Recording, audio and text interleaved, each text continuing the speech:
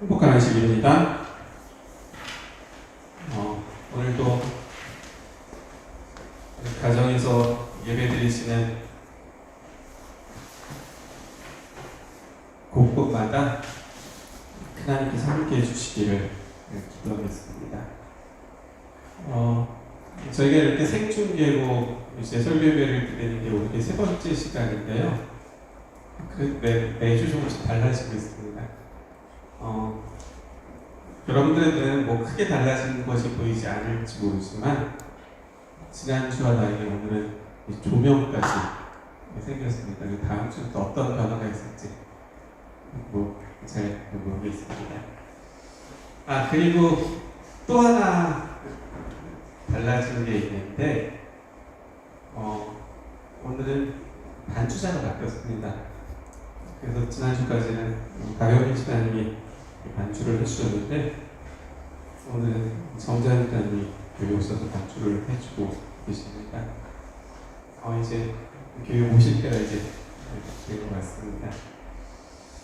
오늘은 하나님 어디 계세요? 코로나19가 안 보이시나요?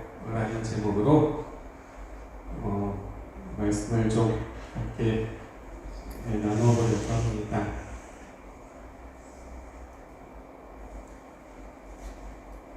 여기 숫자가 한 5개 정도 보입니다. 665, 662, 365, 275, 그리고 115라는 숫자가 보입니다. 여러분, 이게 무슨 숫자일까요?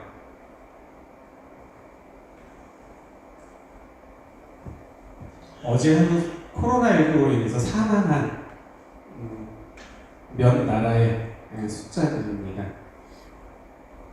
스페인에서 어제 하루 665명이 사망했고요. 이탈리아에서 662명, 프랑스에서 365명, 미국에서 275명, 이란에서 115명, 그리고 우리나라에서 8명.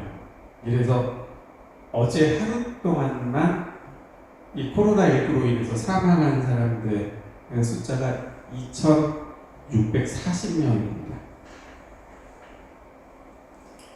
누적 사망자는 아시는 것처럼 훨씬 더 많습니다.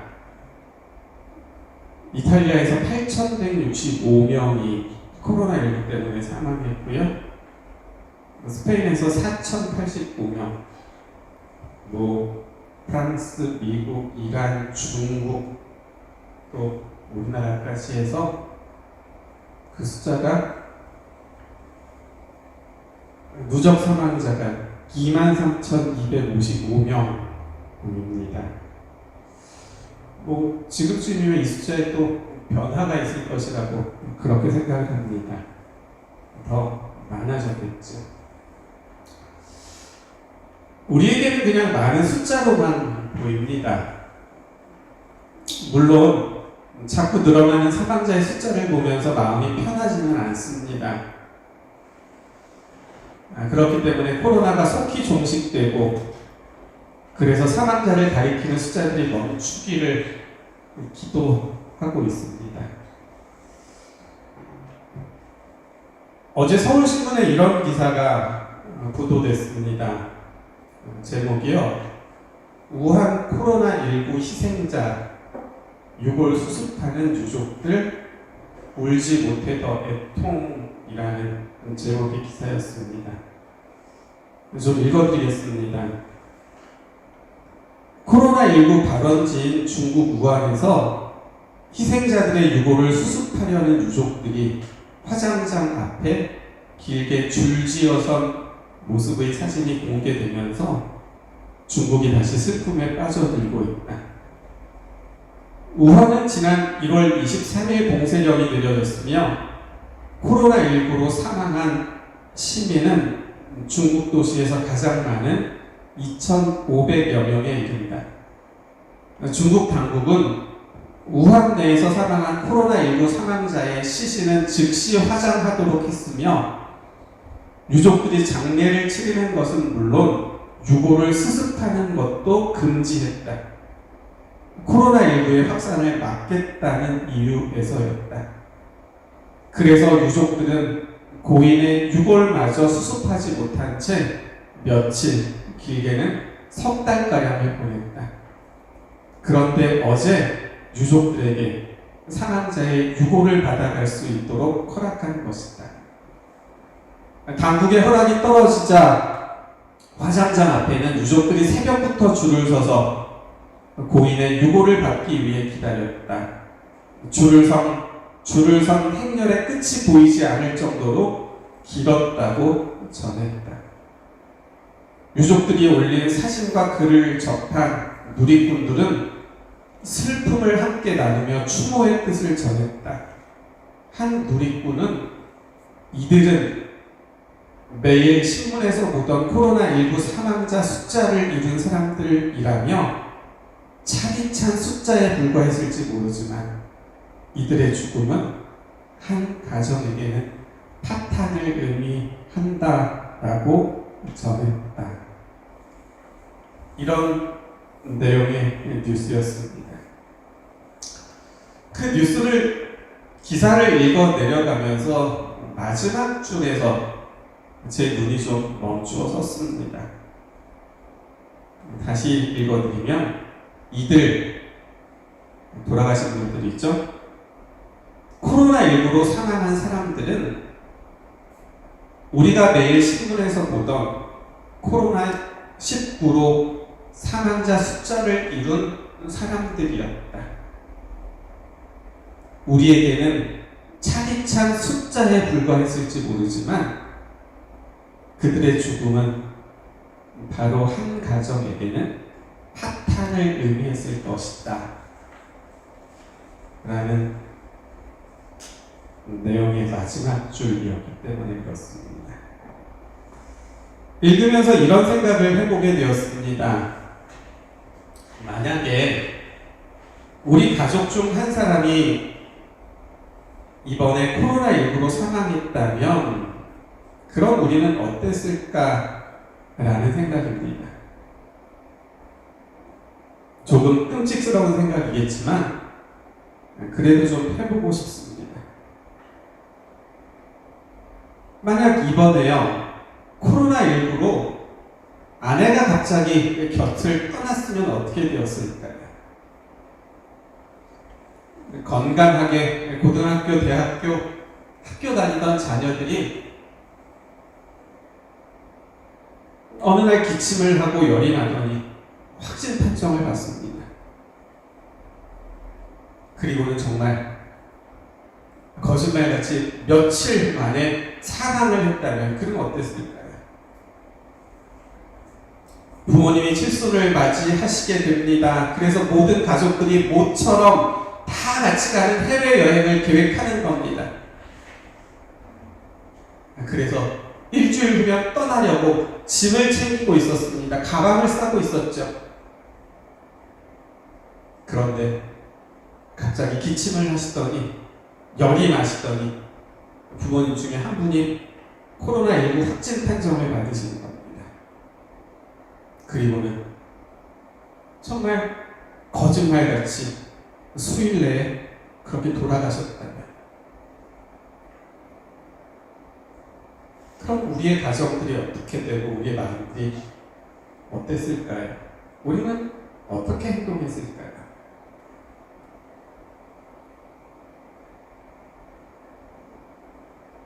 우리 교인들 가운데는 그런 일을 당한 사람이 한 사람도 없어서 감사한 측면이 있기도 하지만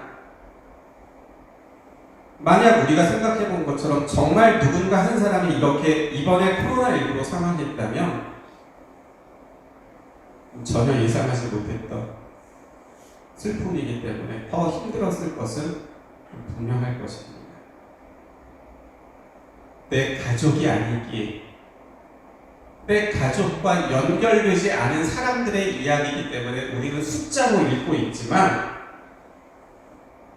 만약 정말 우리 가운데 누구 한 사람이 이번에 이 코로나19로 사망했다면 우리는 저 숫자들을 그냥 숫자로만은 절대 읽지 못할 것이다 라는 이야기입니다. 죽음, 사망, 이런 말들이 참 입에 올려 나누기 좋은 말들은 안 하지만 이 이야기를 그래도 이렇게 길게 하는 이유가 있습니다. 그것은 마태복음에 나오는 이 말씀 때문에 그렇습니다. 마태복음 6장 8절 말씀입니다. 그러므로 그들을 본받지 말라. 구하기 전에 너희에게 있어야 할 것을, 그리고 붉은 글씨로 쓰여져 있는 부분이죠. 하나님 너희 아버지께서는 아시느니라. 성경은 우리에게 말합니다. 하나님 너희 아버지께서는 아신다라고 말씀하고 있습니다. 우리가 이미 아는 것처럼 성경은 하나님을 창조주이신 하나님이 아니라 우리에게 생명을 주신 아버지로 설명하고 있습니다. 그렇기 때문에 우리는 기도할 때 아버지 하나님이라고 그렇게 기도합니다. 여러분도 마찬가지실 겁니다. 하나님은 아버지시라는 것이죠. 그런데 성경은요, 로마서 3장 말씀을 또 이렇게 기록하고 있습니다. 하나님은 다만 유대인의 하나님이시냐, 또한 이방인의 하나님은 아니시냐. 굵은 글씨 같이 읽어볼까요? 진실로 이방인의 하나님도 되시느니라. 이스라엘 백성들은 자기들은 하나님의 백성이고 다른 민족들은 이방인들이라고 그렇게 말했지만, 그렇게 구분했지만, 하나님에게는 이스라엘 백성들이 말하는 그 이방인이라는 개념이 없다는 말입니다.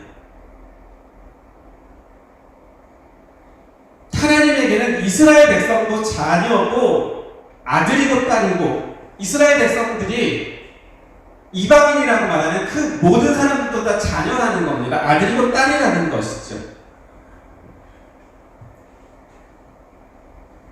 그렇기 때문에 예수님께서 십자가에서 달려 돌아가셨던 그날 구원받았던 성경에 나오는 세 사람은 하나님께서는 이스라엘 백성들만을 구원하시기 위하여 아들 예수를 십자가에 달리게 하지 않았다는 것을 우리에게 보여주고 있습니다. 예수님께서 십자가를 지셨던 그날 성경을 하나씩 그 예수님께서 가셨던 길을 찾아보게 되면 그날 예수님께서 만나시면서 구원하셨던 세 사람을 보게 됩니다. 첫 번째 사람은 구레네 사람 시몬이잖아요. 이방인이었습니다. 두 번째는 예수님 곁에 달렸던 한편 강도였습니다. 유대인이었습니다. 그리고 마지막으로 한 사람은 십자가 곁에 있었던, 예수님께서 잡히시면서 십자가에 못 박혀 돌아가실 때까지의 그 모습을 책임지면서 옆에서 지켜봤던 로마의 백부장이었습니다. 그는 이렇게 말하잖아요. 그는 진실로 하나님의 아들이었도다. 그는 로마 사람이었습니다. 그래서 그날 예수님의 십자가는 유대인들도 로마 사람도 그리고 어떤 이방인들도 하나님께서 흘리신 그 보혈의 피로 구원하셨다는 것을 선포했습니다. 제가 지금 무슨 얘기를 하고 싶어서 이런 얘기를 할까요? 그것은 우리가 처음에 살펴봤던 그 숫자, 어제 하루 죽었던 2640명도 그렇기 때문에 누구라는 거예요? 하나님의 자녀라는 거예요. 이번에 코로나19로 인하여 어제까지 잡혔던 그 통계 23,255명, 이번에 코로나19로 죽었던, 그렇게 보고되었던 그 모든 사람들이 다 하나도 빠짐없이 하나님의 자녀였다는 겁니다. 가족이 아니라면 숫자로 봅니다.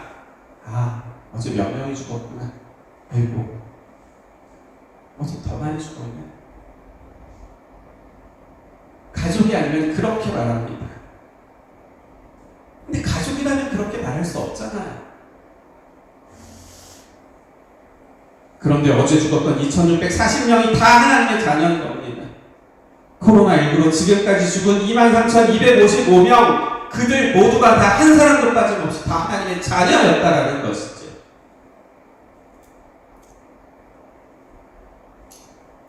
제가 목회를 하면서 참 많은 장례식에 참석했습니다. 장례식에만 참석했었던 것이 아니라 정말 마지막 숨을 거두시는 그 임종의 자리에도 여러 번 같이 있었습니다. 떠나보낼 수 없어서 오열하면서 이렇게 죽으면 안 된다고 소리치던 가족들의 모습들이 아직 그 많은 가족들의 모습들이 기억나고 있습니다. 사랑하는 남편이, 사랑하는 아내가 지금 내 눈앞에서 죽어가고 있는데 그냥 가만히 아무런 소리도 내지 않고 그냥 가만히 지켜보고 있는 사람은 아무도 없더라고요. 나의 어린 자녀가 죽어가고 있는데 그 모습을 눈물 흘리지 않고 소리치지 않고 그렇게 지켜보는 사람이 아무도 없더라고요.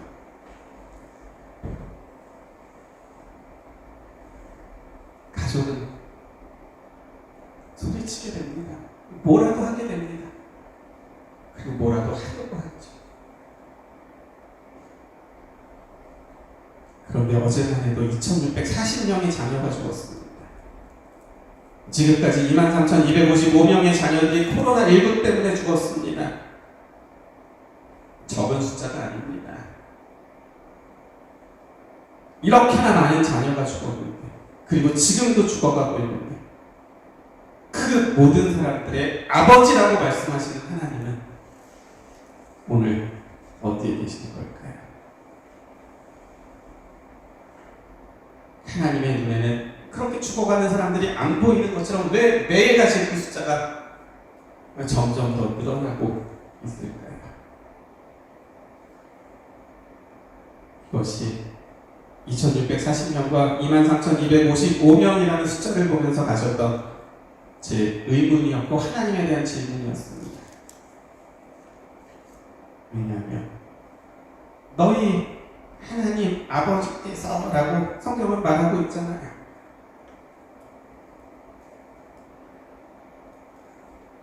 이방인의 하나님은 아니시냐? 진실로 이방인의 하나님도 되시느니라고 말씀하셨잖아요. 그렇기 때문에 오늘 이 시간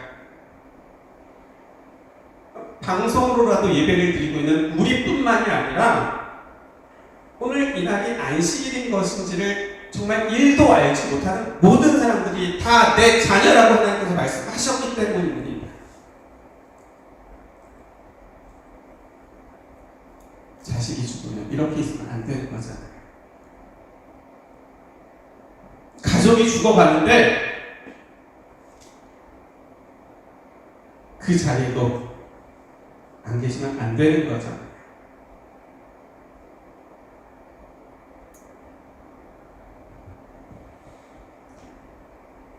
이런 의문과 질문을 가지고 말씀을 준비하고 있을 때였습니다.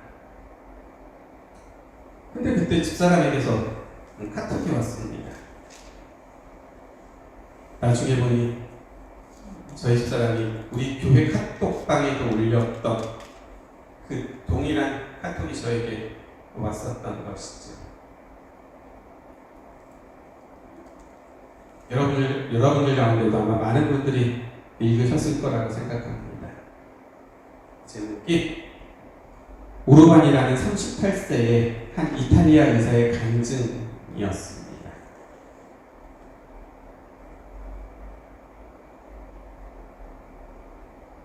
좀 읽어드리겠습니다. 수많은 어두운 악몽 같은 순간들을 지나왔지만 지난 3주 동안 여기 우리 병원에서 발생한 일들을 내가 직접 보고 경험할 것이라고는 상상도 해본 적이 없습니다. 그 악몽은 현재 실제로 흐르고 있고 또 더욱 거대해져만 가고 있습니다. 처음에는 몇 명이 병원으로 실려왔고 그 다음은 몇십 명 그리고 몇백 명이 몰려옵니다.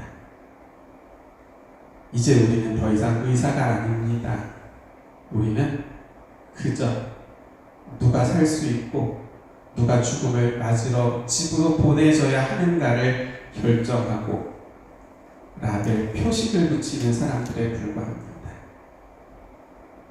비록 그들이 평생 이탈리아의 세금을 성실히 납부했다 해도 그들은 죽음을 준비하도록 집으로 되돌려 보내집니다.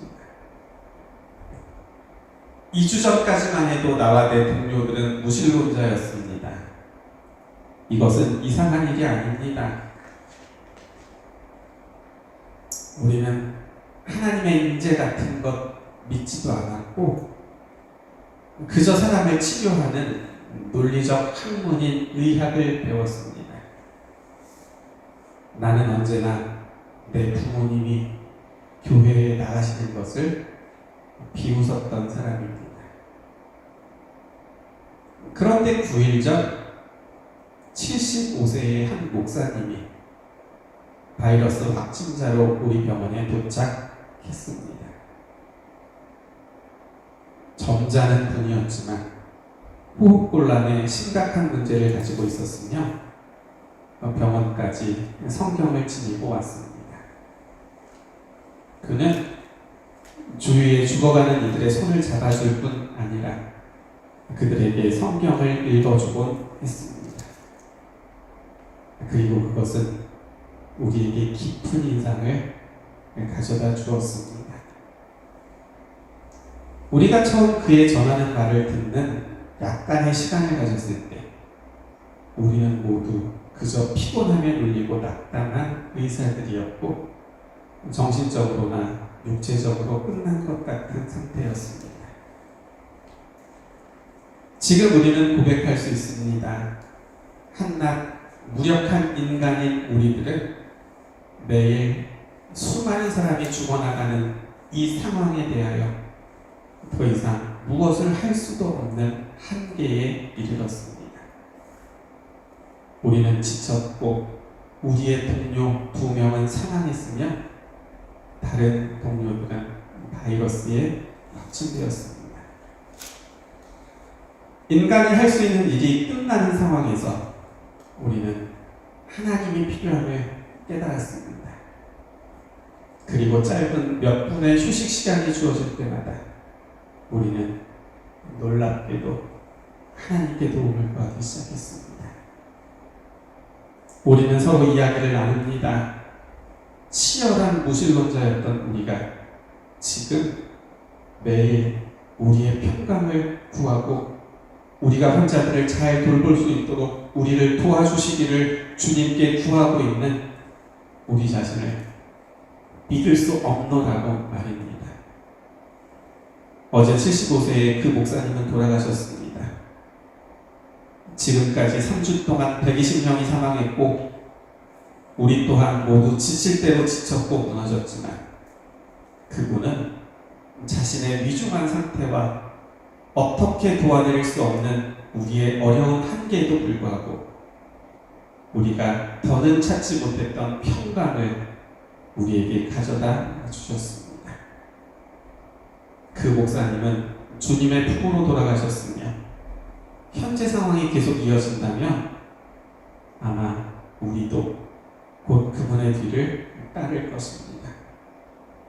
나는 6일째 집에도 들르지 못했고 언제 마지막 식사를 했는지조차도 모르겠습니다. 나는 지금 이 땅에서 나의 무익함을 깨닫지만 나의 마지막 호흡을 다른 이들을 돕는 데 줄 수 있기 원합니다. 나는 나의 동료들의 죽음과 그들의 고통에 둘러싸여 내가 하나님께로 돌아온 것에 대한 기쁨이 지금 넘칩니다. 우르반이라는 의사의 간증은 이렇게 끝이 났습니다. 그리고 저는 이 글을 읽으면서 이 의사의 간증을 통하여 제가 보지 못했던 하지만 코로나19로 죽어가고 있는 그 죽음의 자리에서 지금 무슨 일들이 일어나는지를 알게 되었습니다. 그리고 하나님, 당신의 자녀들이 이렇게 죽어가고 있는데 하나님 어디 계십니까? 라고 물었던 그 질문에 대한 답을 찾을 수 있게 되었습니다. 사람들이 죽어가고 있었던 바로 그곳에 하나님께서 계셨습니다. 하나님은 그곳에 있었던 한 경건한 나이 많은 목사님을 통하여 무신론자였던 오르반이라는 한 사람만이 아니라 그의 동료들까지도 구원하고 계셨음을 보게 되었습니다. 그러면 이렇게 질문할 수 있을 겁니다. 한 목사님을 통하여 무신론자였던 몇 사람들이 하나님을 믿게 된 것은 참 기쁘고 좋은 일이지만, 그렇지만 지금도 여전히 죽어가고 있는 그 사람들은 어떻게 되는 건가요? 그들이 정말 하나님의 자녀라면 그렇게 죽게 내버려 두시는 것이 아니라 그들이 다시 건강을 회복할 수 있도록, 그래서 살 수 있도록 그렇게 능력을 베푸셔야 되는 것이 맞지 않습니까? 라고 그렇게 질문할 수 있을 겁니다.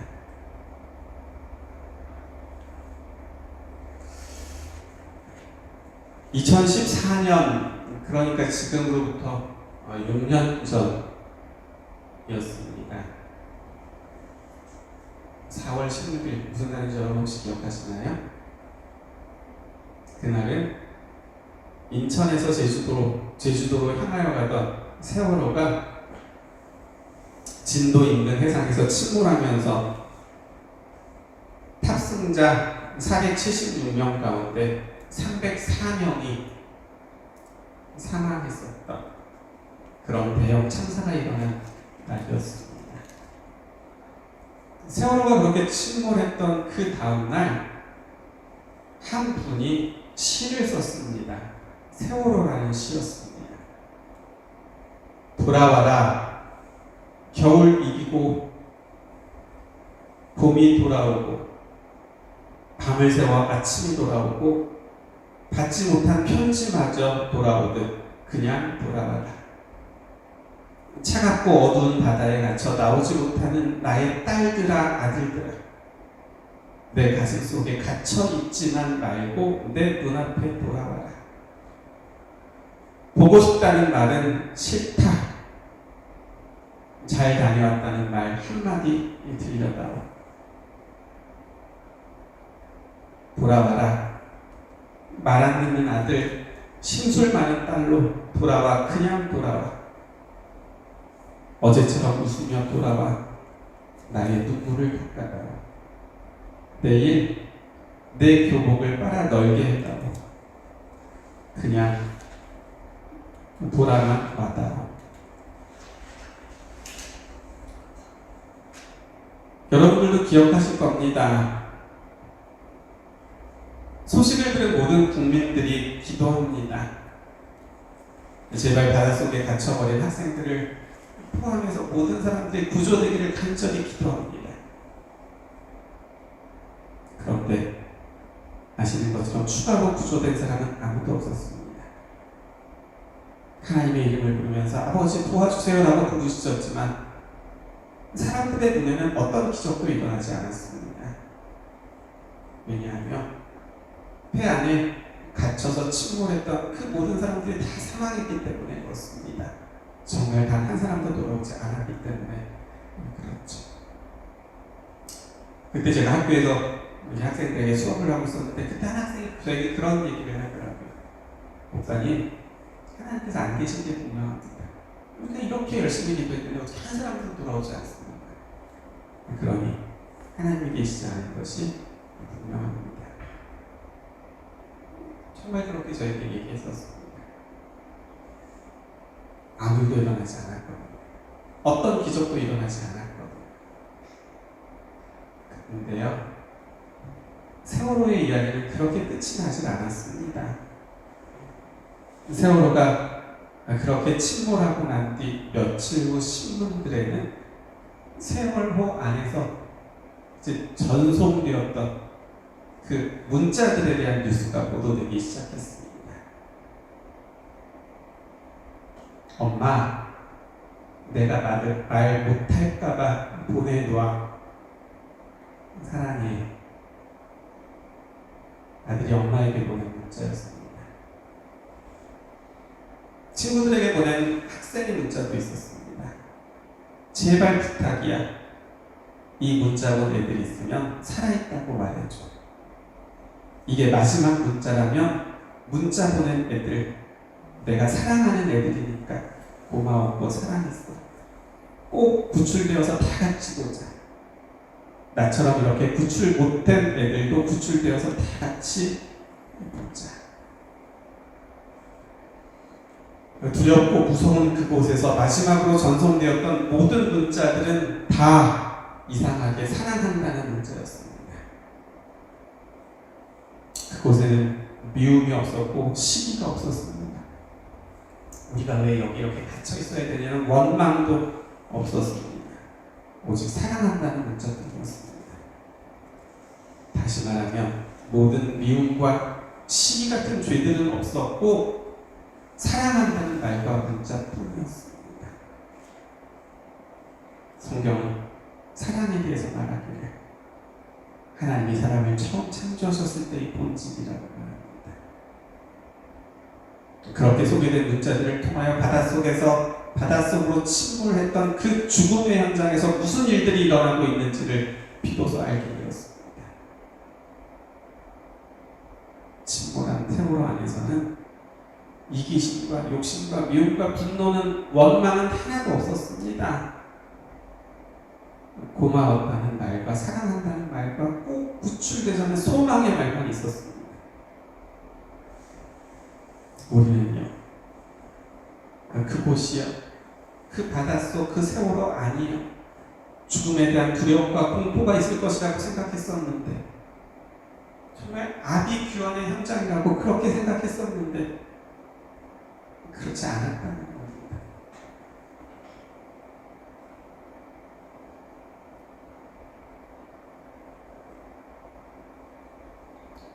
전달되었던 문자들을 통해서 보게 된 그 안의 모습은 오히려 죄라는 것을 찾아볼 수도 없는 거룩한 장소로 변해 있었다는 것을 알게 된 겁니다. 점점 불이 차올랐겠죠? 더 이상 숨을 쉴 수 없게 되었겠죠. 그때 학생들은 자신들이 할 수 있는 것이 아무것도 없다는 것을 알게 됩니다. 그때 그 학생들은 자신들이 지금 할 수 있는 일은 기도밖에 없다는 것을 알게 됩니다. 그리고 자신을 위해서, 보고 싶은 부모님을 위해서 눈물로 기도하는 소리만 있었다는 것이죠. 사람들은요, 당장 지금이라도 배가 떠올라서 아직 살아있는 학생들을 구조하게 해달라고 기도합니다. 어떤 사람들은 그것이야말로 정말로 하나님이 살아계신 증거라고 말합니다. 그렇기 때문에 하나님께서는 정말 사람들이 보기에 기적적인 방법이라고 말하는 그 바닷속에 가라앉았던 배가 그래서 하나님을 올라오게 하실 수 있으셨습니다. 그게 하나님에게 뭐가 어렵겠습니까? 그러나 하나님은 밖에 있는 사람들을 위해서가 아니라 그 안에 있었던 사람들을 위하여 응답하셨고 역사하셨습니다. 두렵고 무서운 죽음의 시간과 장소에 사랑만 있게 하셨고 기도만 있게 하셨습니다. 오히려 자신이 아니라 다른 누군가를 더 염려하는 그런 예수님의 마음만 있게 하셨던 겁니다. 지난 한 시를 살펴봤다. 자신이 아니라 누군가를 향해 울 수 있는 그런 마음들만 있게 하셨던 것이죠. 그래서 제가 기대하는 것이 하나 있습니다. 나중에 우리가 구원받아 하늘에 가게 되면 저는요, 세월호 안에서 죽어갔던 그 304명의 사람들 가운데 정말 많은 사람들을 만날 수 있을 거라는 확신이 제 마음속에 있습니다. 왜냐하면 그들은 그곳에서 마지막 기도를 드렸고 문자를 통해서 우리에게 보여준 그때 마지막 행동은 정말 예수님께서 마지막 때 당신의 백성들에게 인치고 싶어 하시는 그런 모습들이었기 때문에 그렇습니다. 사람들이 원하는 일은 일어나지 않았지만 하나님은 분명 그곳에 함께 계셨고 드려지는 그 작은 기도에 응답하셨다고 저는 믿기 때문에 그렇습니다. 그래서요. 코로나19로 죽어가고 있는 사람들의 숫자를 통해서도 그 자리에 함께하고 계신 하나님의 모습을 보게 됩니다.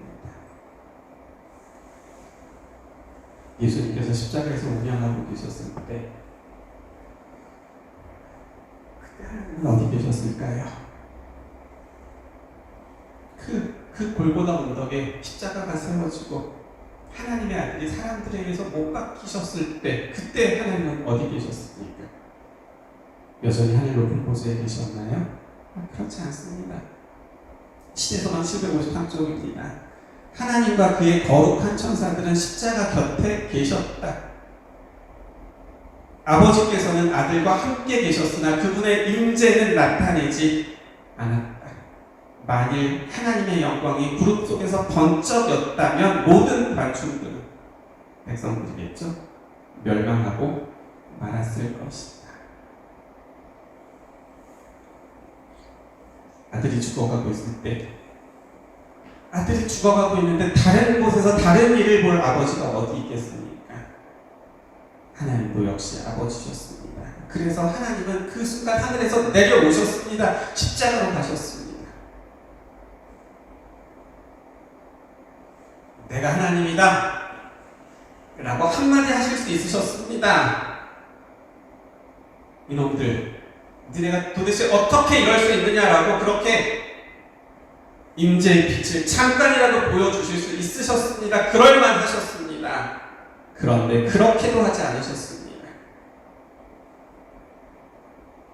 그렇게 화를 내시면서 능력을 사용하시는 것이 하나님의 품성이 아니기 때문에 그렇습니다. 그러면 하나님은 어떻게 하셨습니까? 곁에 오셨습니다. 아무 말씀 없이 죽어가고 있는 아들을 바라보셨습니다. 아들이 죽어가는 것은 가슴 아픈 일이지만 아들이 그렇게 십자가 위에서 죽음으로 수많은 죄인들을 구원하실 수 있으심을 아셨기 때문에 그 아픔과 고통을 말없이 바라보시면서 견디셨던 것이죠. 히브리서 13장 8절은 이렇게 기록하고 있습니다. 예수 그리스도는 어제나 오늘이나 영원토록 동일하십니다. 예수님은 어제나 오늘이나 동일하십니다. 하나님도 그렇기 때문에 어제나 오늘이나 동일하십니다. 그렇기 때문에 십자가 위에서 아들이 죽어갈 때 하늘에 계시지 못하시고 이 땅으로 내려오셨던 하나님은 오늘도 코로나19로 인하여 죽어가고 있는 그 수많은 당신의 자녀들을 하늘에서 바라보지 못하시고 지켜보지 못하시고 이 땅으로 내려오시는 겁니다.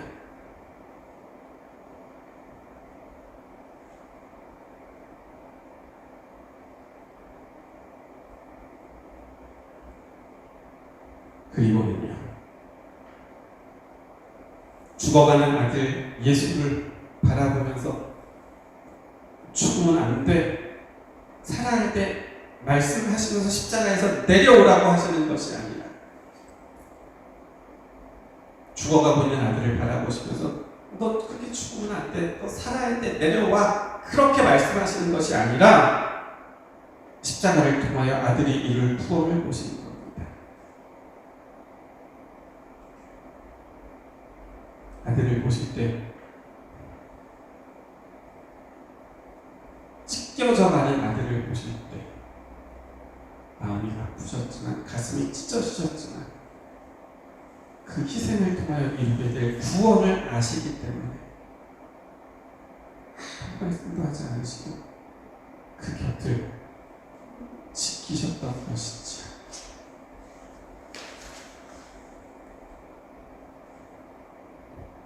예수 그리스도는 어제나 오늘이나 동일하십니다. 하나님은 어제나 오늘이나 동일하십니다. 그렇기 때문에 하나님은 오늘도 코로나19로 죽어가는 당신의 자녀들에게 오십니다. 그리고 아무 말씀하지 않으시면서 그 손을 잡아주십니다. 그리고요, 평생을 하나님을 믿지 않았던 사람들까지도 기도할 수밖에 없는 상황으로 이끄십니다. 기도를 응답하십니다. 그래서 그 사람들의 마음에 지난 날들에 대한 원망보다는 미움보다는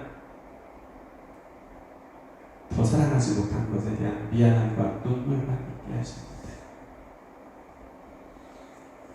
그리고 그런 모습들을 하나님을 알지 못하고 스스로 무신론자라고 말하고, 그리고 아직도 교회 다니는 부모님을 이해할 수 없다는 듯이 바라보았던 그 젊은 의사들로 하여금 보게 하십니다. 그리고 그 가운데서 일어나는 그런 평강의 역사들을 통하여 젊은 의사들의 마음을 바꿔주고 계십니다. 그래서 하나님은요, 지금도 사람들이 원하는 눈에 보이는 기적을 이루시는 것이 아니라 죽어가고 있는 그 사람들이 영원한 생명을 얻을 수 있도록 역사하고 계신 것이죠. 십자가 곁에 오셨을 때도 하나님의 임재를 드러내실 수 있으셨습니다. 그런데 그렇게 하지 않으셨습니다. 오직 구원하는 일만 하셨던 것이죠. 지금도 마찬가지입니다. 전염병과 질병의 그 광풍들을 잠잠하라 고요하라 한 말씀도 물러가게 하실 수 있으십니다. 그게 뭐가 어렵겠습니까?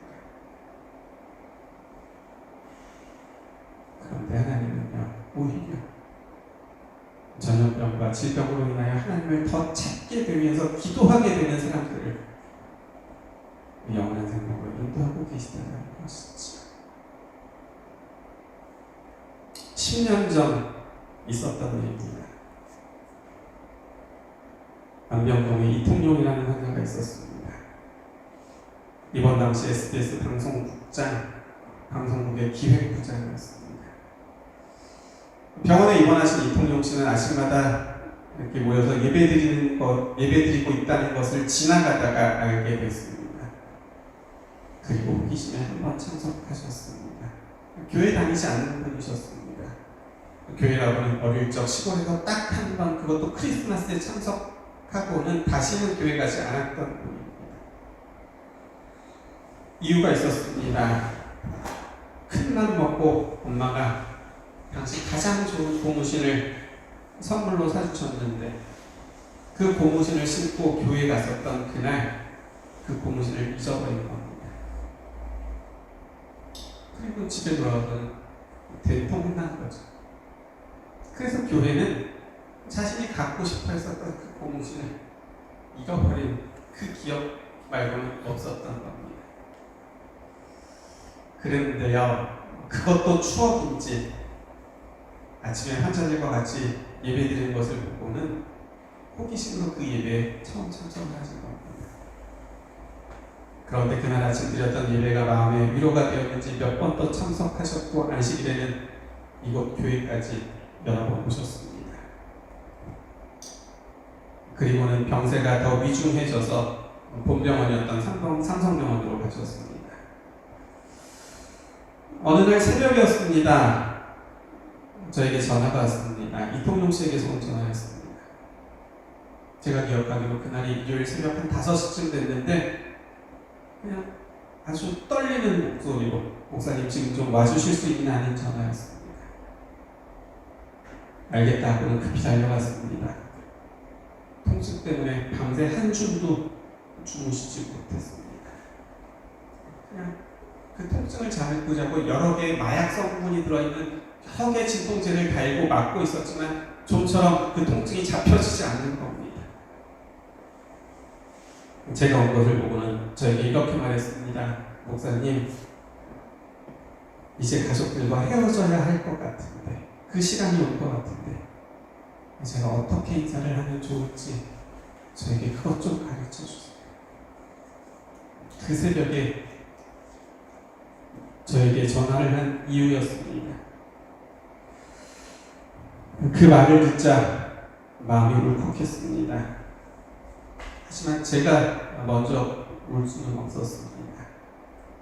이통용 씨의 손을 잡고 말씀을 드렸습니다. 이 선생님, 아침에 같이 예배 드리시면서 알게 되셨잖아요.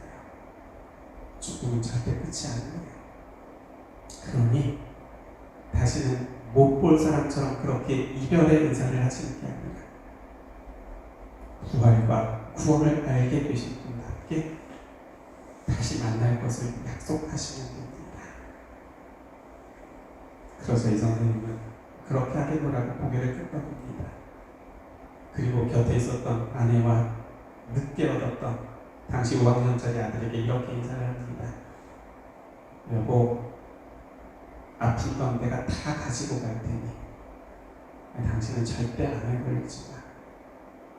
그리고 여보, 나는 감사하게도 내 인생의 마지막을 산들에 와서 보내면서 정말 좋은 것들을 많이 알게 됐고, 특별히 구원에 대한 소망을 갖게 됐어. 목사님이 지금 말씀하신 것처럼 죽음이 끝이 아니라는 걸, 그걸 알게 됐어. 그러니 여보, 우리 다시 만날 수 있어.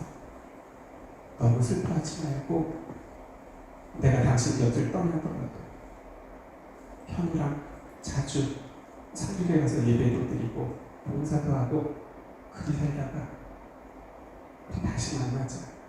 알았지? 이것이 아내와 아들에게 남긴 마지막 유언이었습니다. 아내는 울면서 그렇게 하겠다고 했습니다. 그리고 다음날 새벽 다시 연락이 왔습니다. 또 달려갔습니다. 병실에는 아내와 아들뿐 아니라 친구들이 여러 명 있었습니다. 제가 이 동영씨 손을 잡았습니다. 그리고 아침마다 같이 부르던 그 찬미를 불렀습니다.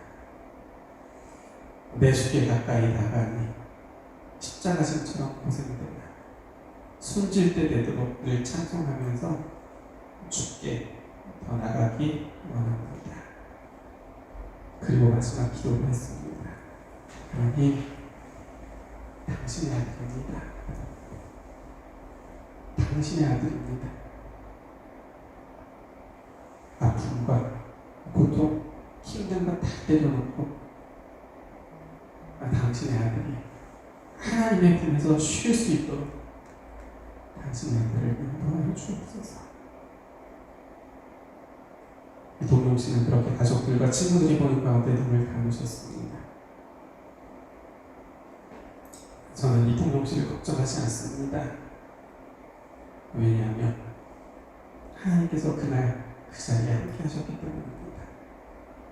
죽음으로 가는 그 걸음을 멈추시게 하지 않으셨지만 더 중요한 영생으로 당신의 아들을 인도하셨기 때문입니다. 그리고 믿음의 유언을 아내와 아들에게 남기게 하셨고, 아내와 아들은 꼭 예수님 안에서 다시 만나자는 남편과 아버지의 뜻에 꼭 그렇게 하겠노라고 약속했기 때문에 그렇습니다. 우리들의 눈에는 늘어나는 사망자의 차가운 숫자만 보입니다. 하나님은 보이지 않습니다. 그런데요, 하나님은 그곳에 함께 하십니다. 벌써부터 그곳에 임하셨습니다. 그리고 그들의 마음을 바꾸어 주고 계십니다. 미움과 원망과 분노와 받아들일 수 없었던 지금의 현실들을 부정하고 싶었던 그런 마음들을 바꿔주고 계십니다.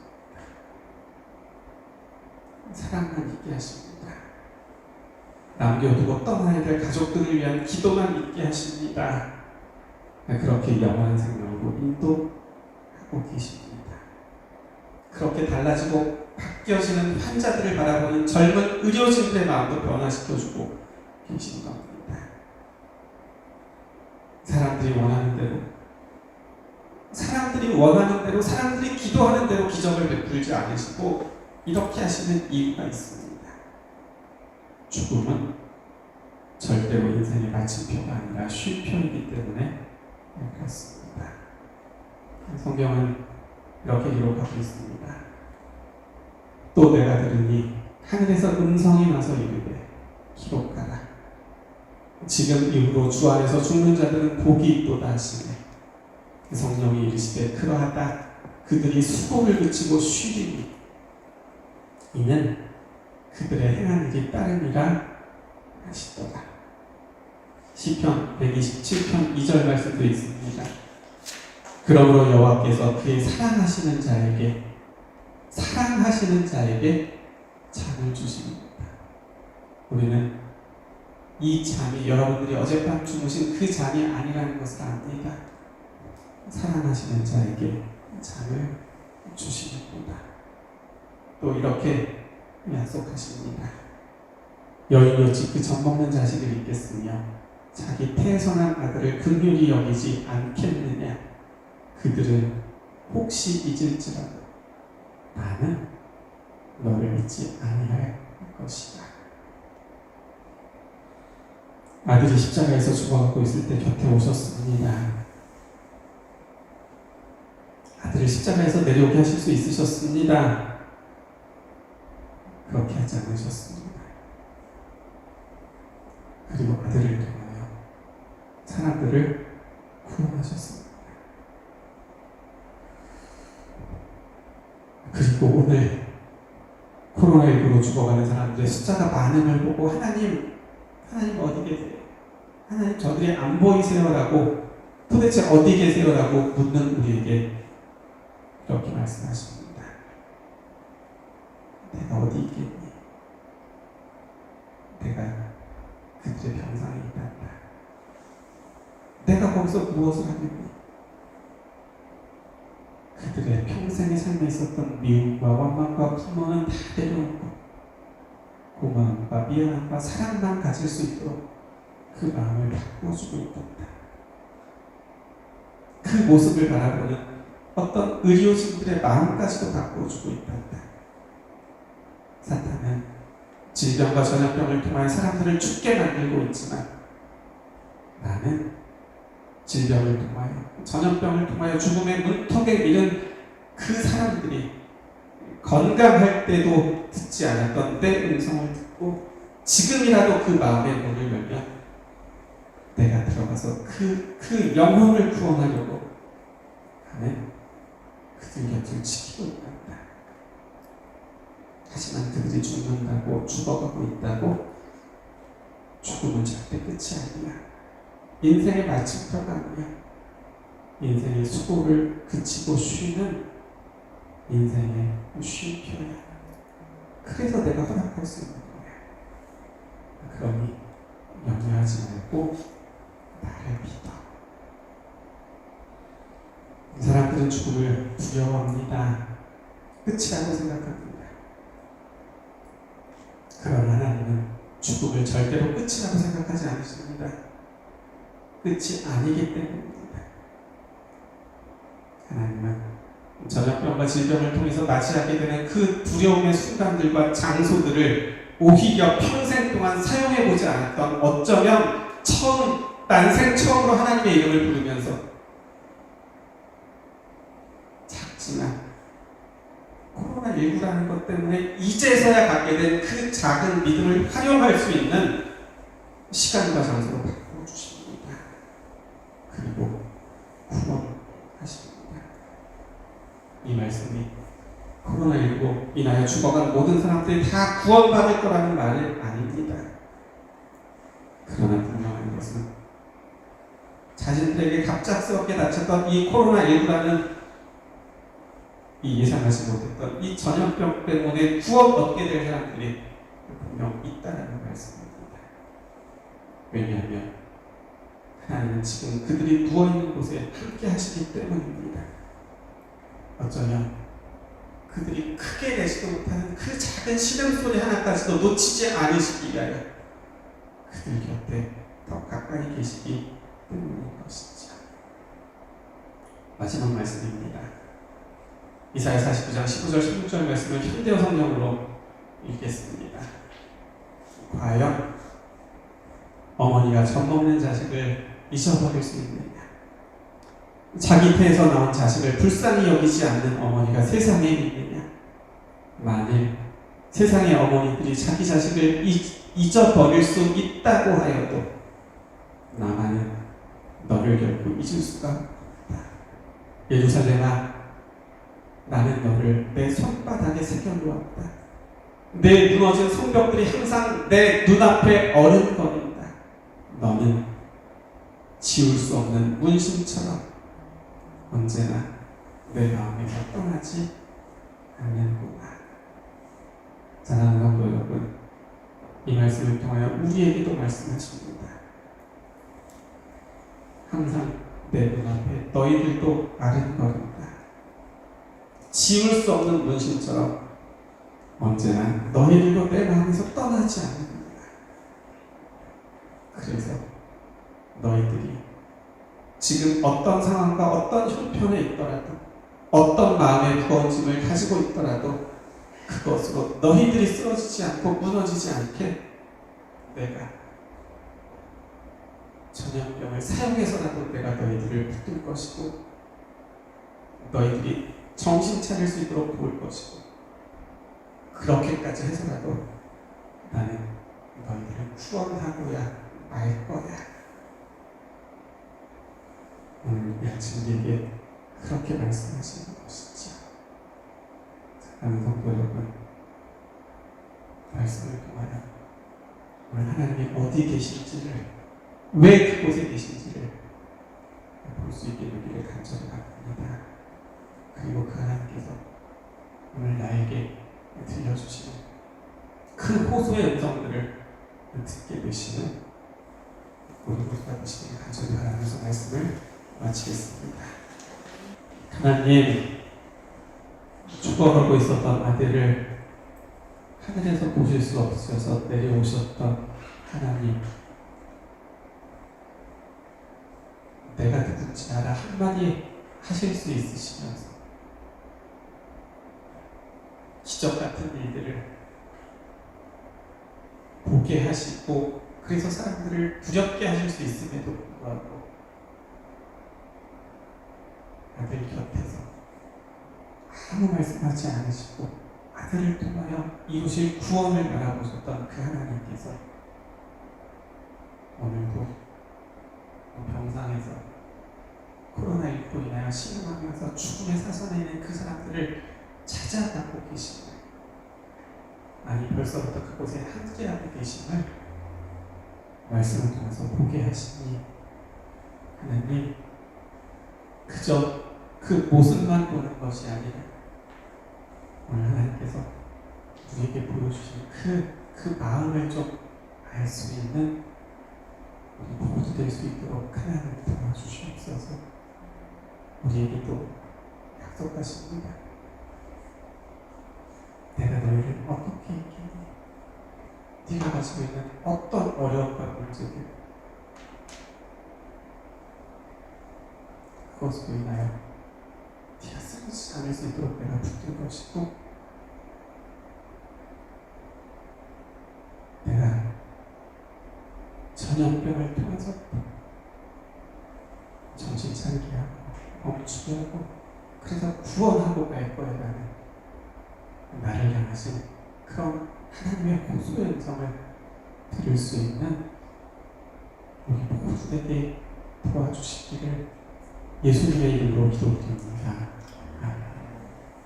아멘.